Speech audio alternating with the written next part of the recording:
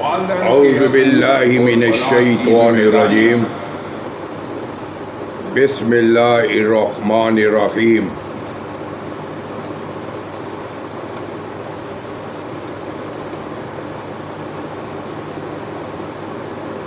والدین کے حقوق اور اولاد کی ذمہ داریاں۔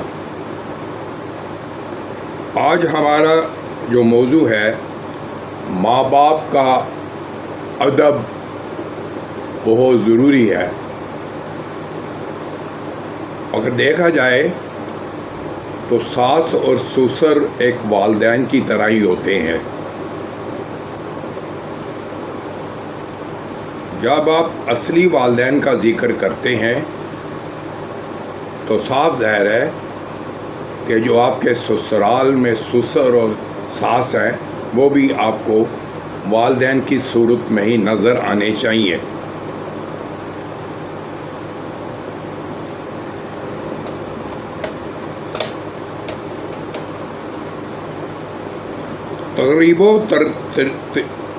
ترتیب و ترغیب میں یہ روایت بعض تابعین ہے کہ ان کے کسی قبیلے میں گزر ہوا اور وہاں انہیں گورستان نظر پڑا۔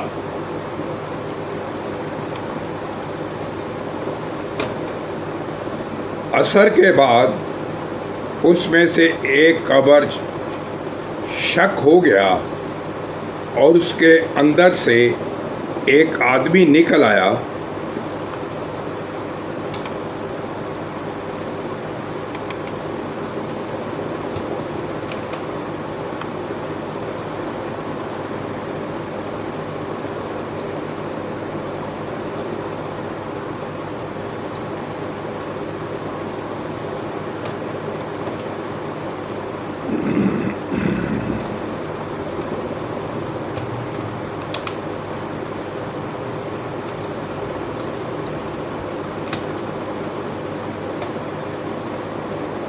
عصر کے بعد اس میں ایک قبر شک ہو گیا اور اس کے اندر سے ایک آدمی نکل آیا۔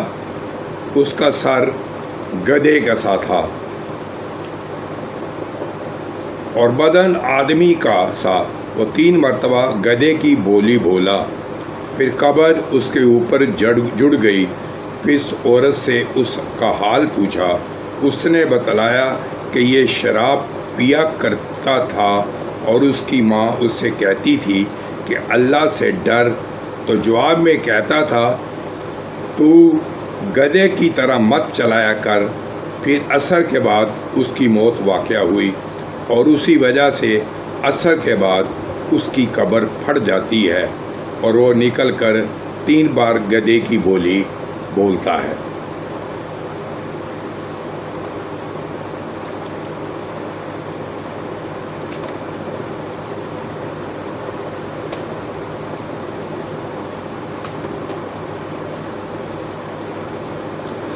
حضرت موسیٰ علیہ السلام نے کہا، اے رب مجھے وصیت کیجئے۔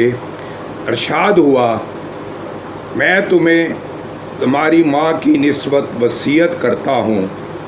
انہوں نے پھر عرض کیا کہ وصیت کیجئے۔ ارشاد ہوا، میں تمہاری ماں کی نسبت تمہیں وصیت کرتا ہوں۔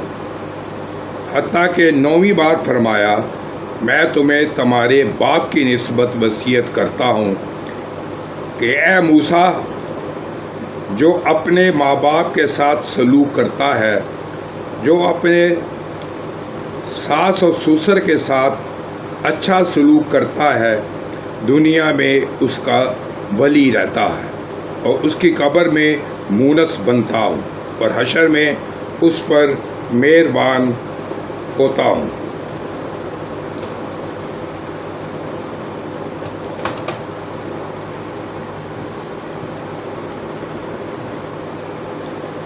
کسی مرد سالے کی ایک سالہ عورت ماں تھی۔ جب ماں کو موت آئی تو اس نے کہا، اے میری پونجی اور میرے ذخیرے اور اے جس پر زندگی اور بعد وفات پر میرا بھروسہ ہے مجھے مرتے دم رسوا نہ کرنا اور قبر میں مجھے وحشت میں نہ ڈالنا۔ جب وہ مر گئی تو میں ہر جمعے کو اس کی قبر کی زیارت کو جایا کرتا تھا اور خوب اللہ کا ذکر کر کے